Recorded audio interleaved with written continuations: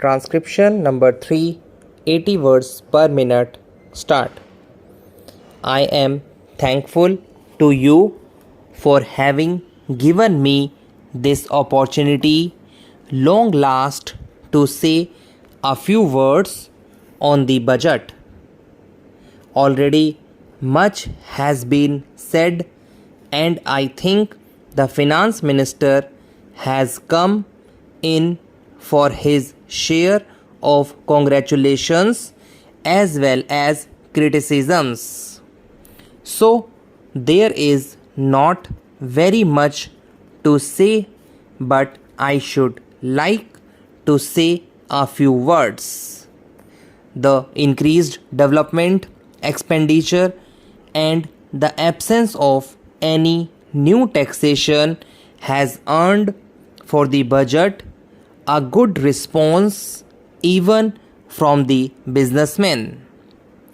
I specially welcome the relief given to the middle classes by raising the exemption limit of income tax in respect of personal income.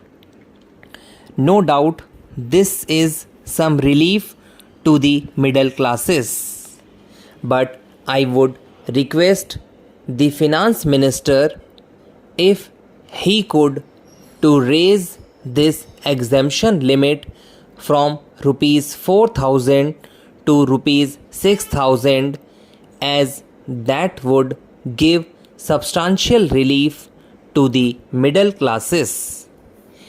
I am indeed glad that the Taxation Inquiry Commission has been appointed with Dr. John Mathai as the chairman, and I am sure that many of the vexed problems may be solved through this commission. At the same time, I would request the finance minister to put off the estate duty bill for the present, since this inquiry commission has been appointed and they may go into this question. For I feel that it is not an opportune movement to put on more taxes on the people. Already, as Mr. Gadgil has pointed out, there are so many taxes on the people. The people are overburdened by taxes and they are just trying to recover their stability. So, in regard to estate duty, I would ask him to consider about it. My reason for asking it to postpone is, as I have said, that the people are still facing economic distress, and then our government is not able to offer the amenities which other countries have, where the estate duty exists, such as free compulsory education for children, free medical aid, homes for the poor and the destitute, old age pension, etc. So, my humble suggestion is that this point may be considered by the Taxation Inquiry Commission. I agree that there is a brighter side of the picture, and that instead of continually harping on our poverty, we should also see the bright side. We are making encouraging progress towards laying the foundation of a welfare state. With the cooperation of all and the implementation of the 5-year plan, I am sure, sir, that we should be able to lay the foundations and fulfill the dreams of India. It is indeed encouraging to know from the finance minister that there is a tendency of lowering food prices all over the world, and in that case the prices in our country too would be lowered.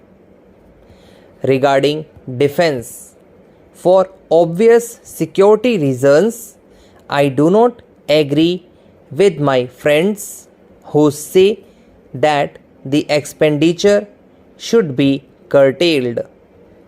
It is not advisable to take any undue risks and slacken the defense arrangements. Indeed, defense is one of our valuable assets, although strange to say, there seems to be adverse opinion in some quarters. I agree with what General Cariappa once said, that God and army are remembered only when there is trouble. The army consists of the most disciplined and loyal set of young men.